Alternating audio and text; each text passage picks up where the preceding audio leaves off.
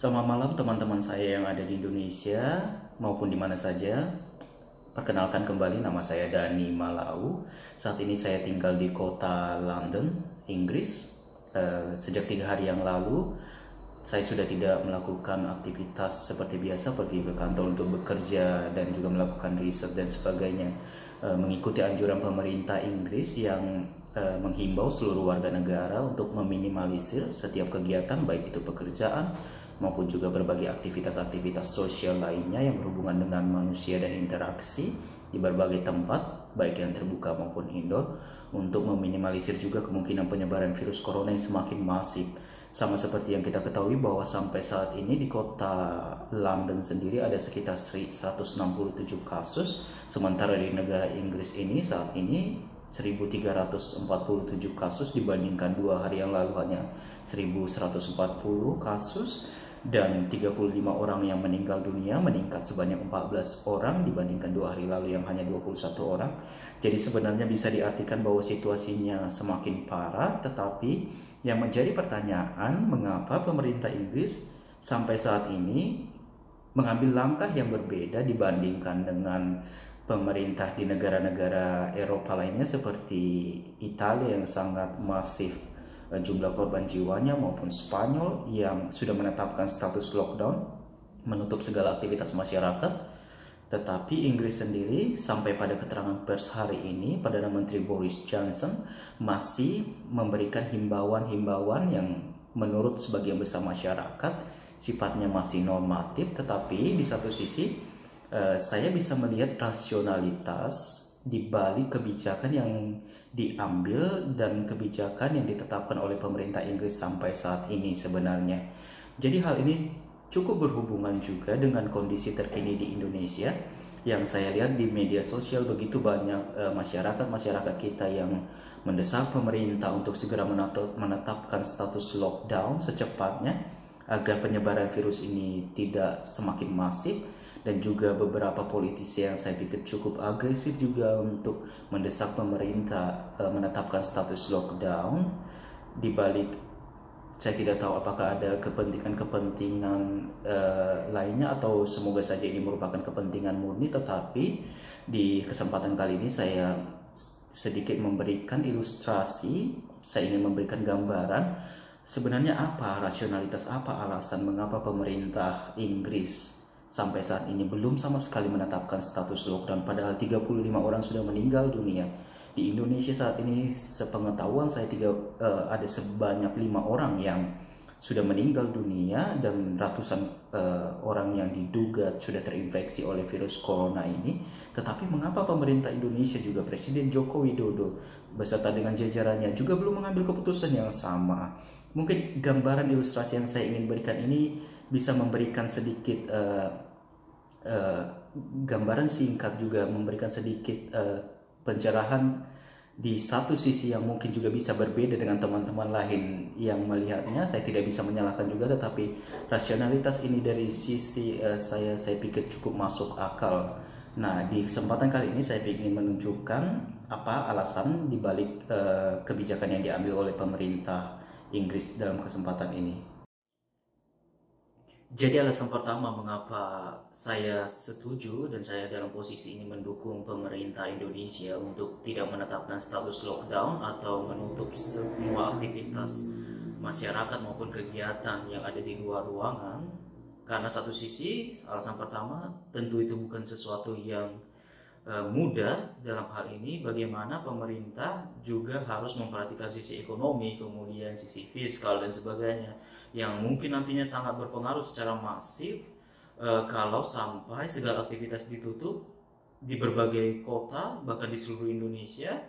Bagaimana ekonomi kita pasti akan lumpuh total. Jadi saya pikir juga itu, dalam posisi ini saya mengatakan tidak masuk akal. Yang kedua, juga buat masyarakat sendiri, lockdown ini bukan merupakan solusi karena mereka juga butuh penghasilan.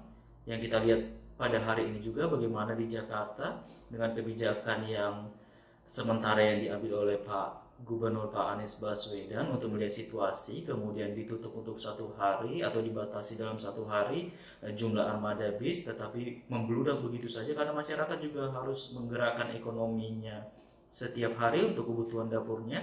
Tentu ini sesuatu yang tidak bisa dihindari juga. Yang ketiga juga bagaimana sisi psikologis kalau masyarakat harus di lockdown dalam waktu yang berminggu-minggu atau let's say sampai berbulan-bulan. Saya sendiri yang dalam posisi ini sudah 3 hari bekerja di dalam rumah, cukup merasakan bagaimana tekanan juga ketika kita tidak bisa melakukan aktivitas di luar. Ada tekanan psikologis yang tidak mudah sebenarnya.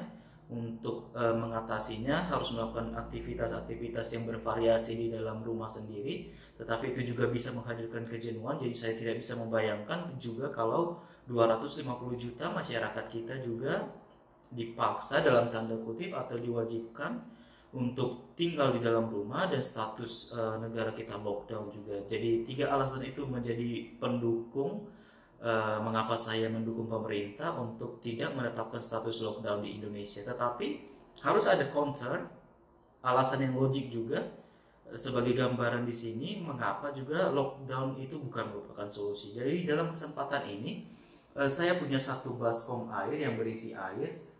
Jadi air ini menggambarkan jumlah populasi warga negara Indonesia saat ini yang ada bermukim di Indonesia sebanyak 250 juta orang, let's say itu jumlah kasarnya. Di dalam satu mangkok ini adalah negara kita Indonesia. Jadi ini penduduknya dalam air. Kemudian saya sudah ada satu cup cup kecil ini menggambarkan jumlah fasilitas kesehatan atau rumah sakit yang saat ini memenuhi standar sebagai rumah sakit rujukan untuk penanganan virus corona. Jadi ada satu cup ini yang jumlahnya juga tentu saja tidak sebanding dengan jumlah penduduk kita. Kemudian kalau teman-teman bisa lihat di sini ada satu lubang kecil ini.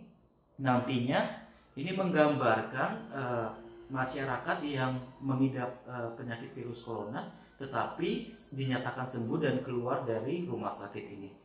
Jadi sebagai ilustrasi di sini saya ingin menggambarkan sebagai berikut. Jadi nantinya atau seperti kondisi saat ini tentu sudah ada warga negara kita yang saat ini dirawat di rumah sakit dan diduga terinfeksi atau mengidap virus corona ini. Jadi jumlahnya saat ini let's say sekitar ratusan orang. Tetapi dibandingkan dengan kapasitas rumah sakit rujukan, tentu ini masih dalam standar atau masih memenuhi kuota yang maksimal tentu saja di dalam range ini. Dan ini semua masih dirawat di rumah sakit.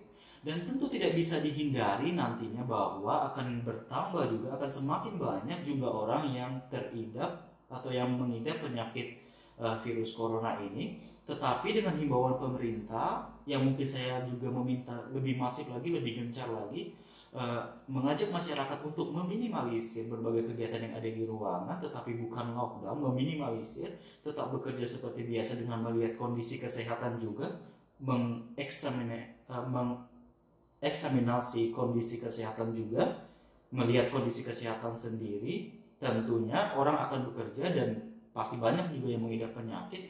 Tetapi kalau jumlah orang yang mengidap penyakit nantinya let's say banyak tetapi meningkat secara steadily, jadi tidak secara masif, bisa kita lihat di sini.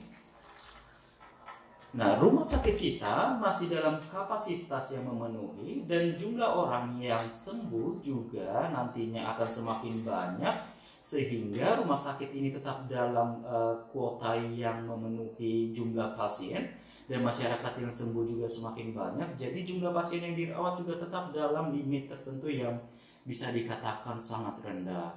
Nah, bagaimana nantinya kalau pengidapnya semakin banyak atau bisa dikatakan secara masif pemerintah tidak membatasi aktivitas masyarakat, silahkan kemana saja seperti yang terjadi sekarang. Jadi saya juga minta masyarakat, teman-teman yang ada di Indonesia juga untuk membantu pemerintah dalam kondisi ini. Kita bisa bayangkan kalau jumlahnya bisa secara masif, jumlah penduduk bisa secara masif mengidap penyakit ini tiba-tiba saja, kayak seperti ini. Nah, jumlah air yang keluar ini melambangkan atau mendeskripsikan banyaknya masyarakat yang tidak bisa ditangani dan tentu tidak kita harapkan itu, dan mereka tentu saja dalam hal ini pasti meninggal dunia. Tentu kita tidak mau kondisi itu. Oleh karena itu, ujaran dan juga himbauan dari pemerintah Joko Widodo dan jajarannya agar masyarakat memaksimalkan kegiatan di dalam rumah atau aktivitas di dalam rumah saja, saya pikir cukup masuk akal dalam kondisi ini. Kembali lagi, sekali lagi, jika peningkatannya mungkin nanti seluruh masyarakat Indonesia bisa terhidap penyakit ini, tetapi peningkatannya tidak masif atau peningkatannya secara perlahan kenaikannya, tetapi dalam kapasitas rumah sakit kita yang bisa menanganinya, jumlah orang yang sembuh juga akan tertangani semakin banyak, kapasitas juga akan masih dalam kuota yang memenuhi. Jadi alasan ini sebenarnya yang dilakukan oleh pemerintah Inggris, dan saya percaya, saya yakin pemerintah Joko Widodo dan juga para ahli yang ada di sana juga pasti sudah memikirkan hal ini, tetapi perlu disosialisasikan lebih lagi kepada masyarakat, agar masyarakat tidak menduga-duga, tidak hanya terbawa oleh isu media yang saat ini saya pikir overhype, jadi cukup kelewatan dalam memberitakan posisi pemerintah dalam saat ini. Jadi saya minta juga Pak Jokowi dalam hal ini juga untuk mengatur, mengkoordinir bagaimana penyampaian ke media secara berkala, agar masyarakat juga bisa teredukasi melihat kondisi ini dan juga bisa mengerti. Tentu hanya ini yang bisa saya jelaskan saat ini kepada teman-teman semua. Mungkin saja ada kekurangan dalam penyampaian, ada yang tidak mengerti, bisa disampaikan secara langsung di kolom komentar. Dan semoga juga saya harapkan masyarakat Indonesia tetap dalam keadaan sehat, dan juga mohon doanya bagi kami masyarakat yang saat ini sedang bekerja atau tinggal di luar negeri juga, semoga tetap bisa dalam keadaan sehat untuk kita bersama. Terima kasih, Tuhan memberkati, selamat malam.